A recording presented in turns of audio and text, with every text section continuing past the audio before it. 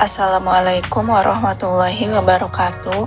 Perkenalkan, kami dari kelompok 5 mata kuliah Teknik Manajemen Non-Formal dengan dosen pengampu Ibu Resya Fahrunisa MPD. Pada kesempatan kali ini akan menjelaskan tentang materi Teknik Pengelolaan Lembaga Pendidikan Non-Formal. Sebelumnya, perkenalkan anggota kelompok kami, yaitu ada Ajeng Marisa Putri, Sylvia Septiani, Nur Lela, dan Umar Faruk Musyafa. Baiklah, selanjutnya yaitu penyampaian materi tentang teknik pengelolaan lembaga pendidikan non-formal di tingkat PAUD. Pengertian pendidikan non-formal. Definisi pendidikan non-formal menurut Peraturan Pemerintah Republik Indonesia Nomor 19 Tahun 2005 Pasal 1 adalah jalur pendidikan di luar pendidikan formal yang dapat dilaksanakan secara terstruktur dan berjenjang. Menurut Sujana, pendidikan non-formal merupakan salah satu dari sekian banyak istilah yang muncul dalam studi kependidikan pada akhir tahun 70-an. Istilah-istilah pendidikan yang berkembang di tingkat internasional mula saat itu adalah pendidikan sepanjang hayat, pendidikan pembaharuan, pendidikan abadi, pendidikan informal, pendidikan masyarakat, pendidikan perluasan, pendidikan massa, pendidikan sosial, pendidikan orang dewasa, dan pendidikan berkelanjutan. Pengertian lembaga pendidikan non-formal.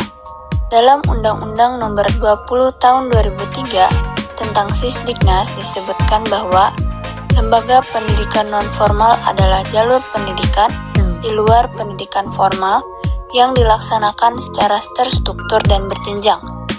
Faktor pendorong perkembangan pendidikan non-formal cukup banyak. Di antaranya yang pertama, semakin banyaknya jumlah angkatan muda yang tidak dapat melanjutkan sekolah. Yang kedua, lapangan kerja. Khususnya sektor swasta mengalami perkembangan cukup pesat dan lebih dibandingkan perkembangan sektor pemerintah. Adapun program-program pendidikan non-formal yang disetarakan dengan pendidikan formal. Contohnya, kejar paket A, paket B, dan paket C. Pendidikan non-formal ada pula yang diselenggarakan oleh organisasi masyarakat, seperti organisasi keagamaan, sosial, kesenian, olahraga, dan pramuka. Ciri-ciri pendidikan non-formal. Sanafia Faisal dalam Gatot Hariki 2010 mengemukakan bahwa ciri-ciri pendidikan non-formal sebagai berikut. Paket pendidikan yang dilaksanakan berjangka pendek. Setiap program pendidikan merupakan suatu paket yang spesifik dan biasanya lahir dari kebutuhan yang sangat diperlukan. Persyaratan enrollment-nya sangat fleksibel, baik dalam usia maupun tingkat kemampuan.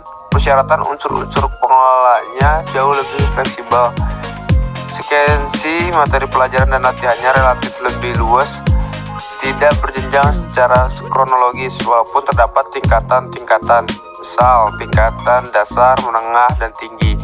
Hal itu juga tidak seketat perjenjangan pada sistem persekolahan, serta perolehan dan keterkaitan atau keberartian nilai kredensialnya tidak seberapa tersandarkan. Baiklah, materi selanjutnya yaitu teknik pengelolaan lembaga pendidikan PAUD. Yang pertama, menunjang pihak pengelola untuk menjadi lebih profesional dan berkompeten. 2. Menunjang peningkatan kreativitas guru dan kinerja tim guru. 3. Memudahkan guru dalam menemukan bakat dan minat anak. 4. Meningkatkan kepercayaan orang tua dan masyarakat sekitar. 5. Anak-anak berkembang dalam bidang akademis, karakter, dan spiritual. Kesimpulan dari materi ini adalah bahwa pendidikan non-formal adalah jalur pendidikan di luar pendidikan formal yang dapat dilaksanakan secara terstruktur dan berjenjang. Pendidikan non-formal merupakan konsep dalam studi kependidikan. Lembaga pendidikan non-formal adalah lembaga pendidikan yang disediakan bagi warga negara yang tidak sempat mengikuti atau menyelesaikan pendidikan pada jenjang tertentu dalam pendidikan formal. Pendidikan non-formal dapat dibedakan sebagai perantara atau institution dan sebagai kegiatan atau setting. Sebagai perantara, pendidikan nonformal merupakan fenomena yang tumbuh di masyarakat bersama perantara lainnya seperti ekonomi, hukum, dan budaya. Peran pendidikan nonformal dalam pembangunan bangsa yaitu sebagai pelengkap pendidikan sekolah, sebagai penambah pendidikan sekolah, sebagai pengganti pendidikan sekolah. Sekian pemaparan materi dari kelompok 5. Kurang lebihnya mohon maaf.